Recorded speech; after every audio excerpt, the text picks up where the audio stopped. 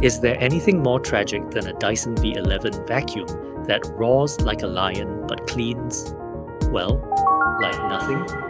You pull the trigger, the lights come on, but that pile of dirt just stares right back at you.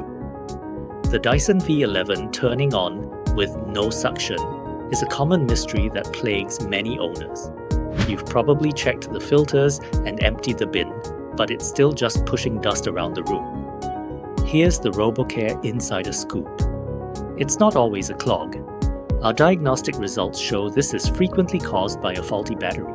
Even though the lights turn on, a failing battery often can't deliver the consistent voltage needed to actually engage the main suction motor. But don't panic and buy a new vacuum just yet. RoboCare specializes in vacuum repair, and we have the fix. At RoboCare, we don't believe in guesswork. Our team specializes in high-end expert vacuum repair, possessing years of experience specifically with the intricate electronics of the Dyson V series. While a DIY approach might suggest looking for a simple clog, our technicians dig deeper.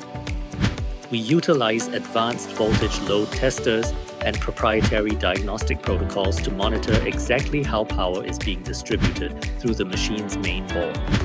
In this specific case, our diagnostics pinpointed the real culprit: a faulty battery. It has enough juice to light the screen, but fails under the heavy load required for suction.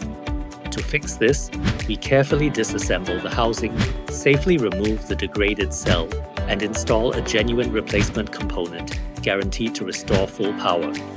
We don't just swap parts, we ensure your vacuum performs like the day you bought it. But don't just take our word for it. Let's show you the results. Just look at that difference. With the battery voltage restored, the suction is back to factory standards. One pass and your floors are spotless again.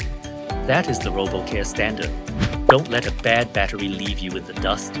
Visit our website or call us today to book your repair.